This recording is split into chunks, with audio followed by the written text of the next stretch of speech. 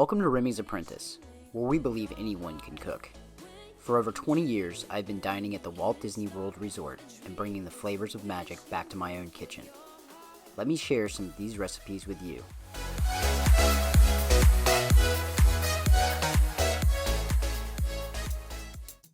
The Grand Floridian Resort is one of, if not the most elegant resort in Walt Disney World.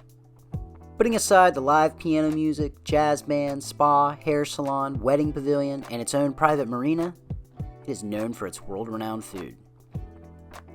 Now, pastry chefs are a dime a dozen in Walt Disney World, but only the best are selected for certain areas of the parks and resorts. And when you're spending north of $800 a night at the Grand Floridian, you can guarantee the best of the best. It's one of my coworkers' birthday tomorrow, and I'm going to bake her chocolate chip cookies using an altered recipe that is used at the Grand Floridian daily. But I want to make it a little bit more interesting by adding the gray stuff from Be Our Guest restaurant. Just put the kids down, the wife is crocheting, and I drank way too much coffee. Now, the gray stuff takes a little bit longer to make, so we're going to start with that. Let's start with 8 ounces heavy cream, 3 tablespoons instant chocolate pudding mix, 3.4 ounces instant vanilla pudding mix, 15 Oreos, 1.5 teaspoons of vanilla extract, 1 tablespoon powdered sugar, and another 8 ounces of cream, candy pearls, silver sparkles for effect.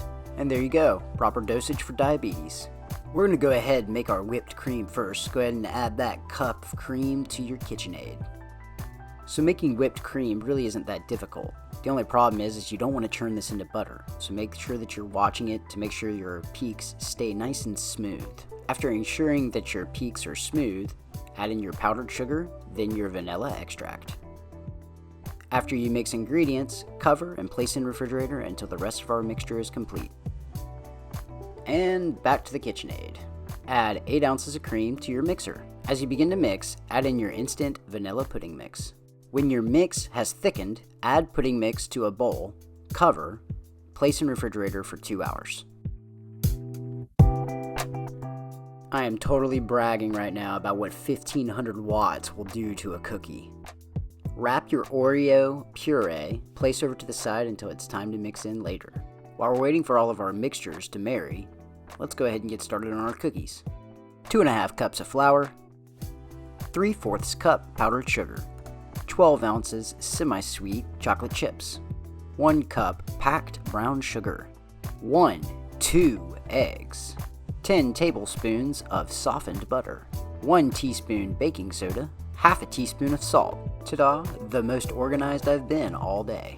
Haha, just kidding, 2 tablespoons of vanilla extract. Okay, now you have all of them. Okay, separate it just a little bit more. Okay, come on. And there we go, we've got it all now. Sift your flour, salt, and baking soda into 1 large mixing bowl.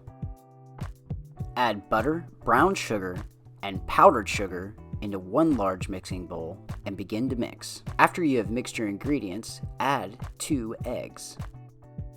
When your mixture becomes smooth, add in your flour mixture. There is something I forgot to mention. Do not use your whisk end. Make sure that you use a paddle when you are doing this. This was lack of experience. When your dough becomes somewhat lumpy, add in all of your chocolate chips. When your dough looks like this, it is now time for baking. Okay, so for medium-sized cookies, you need 1 tablespoon.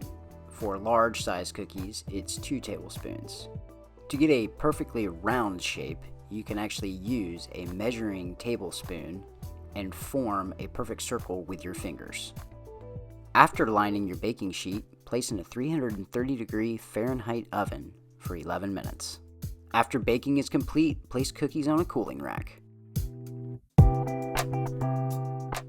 Alright, now we're back to our gray stuff mixture.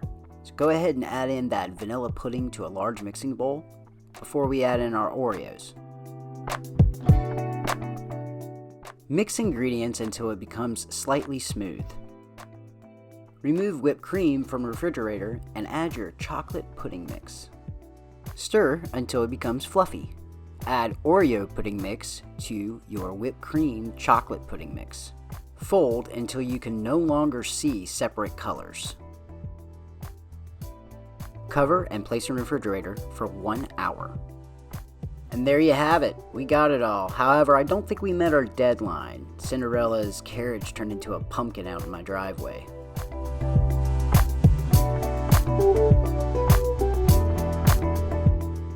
I must say, decorating this cookie does make me feel like a professional, and it doesn't make me feel as bad as decorating a cake. And there we go, guys. Thanks for tuning in to this episode of Remy's Apprentice. I'm gonna go ahead and finish the rest of my cookie and go to bed.